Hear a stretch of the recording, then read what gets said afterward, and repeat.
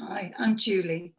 I have multiple sclerosis and severe restless leg syndrome, which is caused by scarring in the spinal column.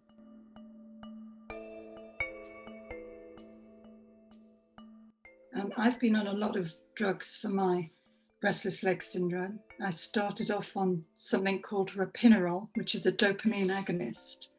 And that was miraculous at first, completely solved all the symptoms.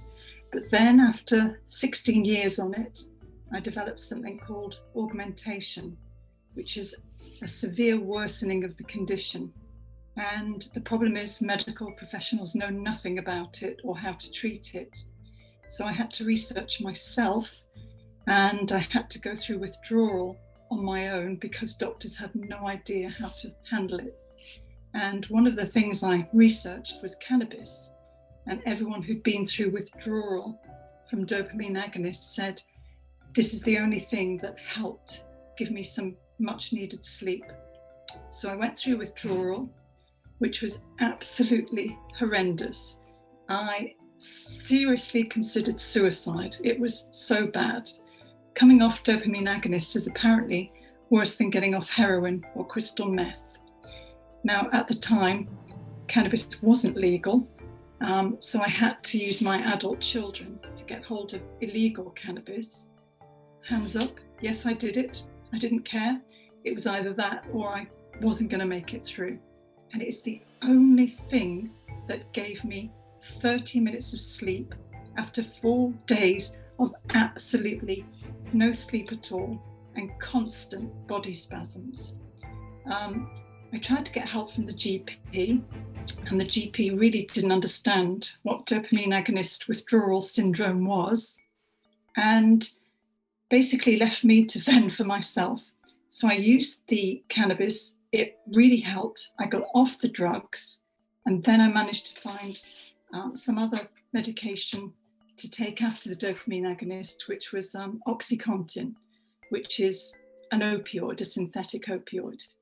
And I was also on pregabalin, which helped me sleep because the condition RLS basically causes an overexcitement of your nervous system. So even if you can control the spasms and the twitches, you can't sleep. So pregabalin sedates you and helps you sleep, but the side effects are just horrible. You wake up with double vision, you wake up dizzy, you feel nauseous, it causes weight gain, water retention. It's a really nasty little drug. So I then heard about medical cannabis and I thought, I think this is for me and I'm going to try it because I think the side effects will be better.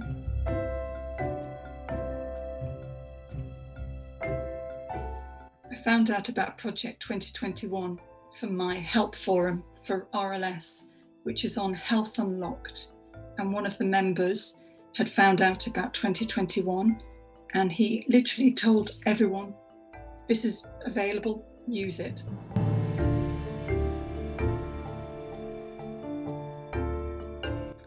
I've been able to get 4 hours of sleep in one go for the first time in years with medical cannabis. I take it at night in the form of drops and it puts me into a deep sleep, which is fantastic because the restless legs seems to be just under the surface, so it doesn't wake me up. So to get 4 hours sleep in one block, for me, after 28 years of never getting more than 1 hour sleep in one session, has just been fantastic. That 4 hours makes all the difference. I can then get up, have a cup of tea or coffee, and I can then go back to sleep for 3-4 hours. And that's transformed my life, I have to say. Just to get sleep is the most precious thing in the world. Lack of sleep is the perfect torture.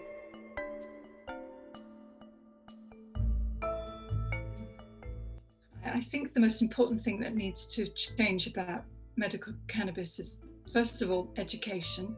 Doctors and neurologists need to know about it. They need to be educated about it. And they need to know the benefits for their patients. The second thing is the media needs to publicise it more. So health magazines Things like the medical magazine for the MS Society could include an article on it. And I personally make sure that on my health forum, I always include the link to 2021. The third thing is we need more campaigning, more money for campaigns to raise awareness of the benefits, and not just the horror stories you hear. People say, oh, it's a gateway drug to other drugs. It causes psychosis. Yeah, I'm sure street cannabis does, but if it's medical cannabis, no, not in the majority of cases. It has fewer side effects than other drugs.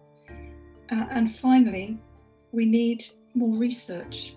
We need funding for research on cannabis and the benefits. I've known about it for years, having read about it for epilepsy decades ago. And so I've always followed it, but not everyone knows about that. And it has a bad press for the wrong reasons. The medical profession are happy to dole out opioids and very strong medications, and yet they won't dole out a perfectly natural product that can benefit you. So we need more research to show that it does benefit people with few side effects.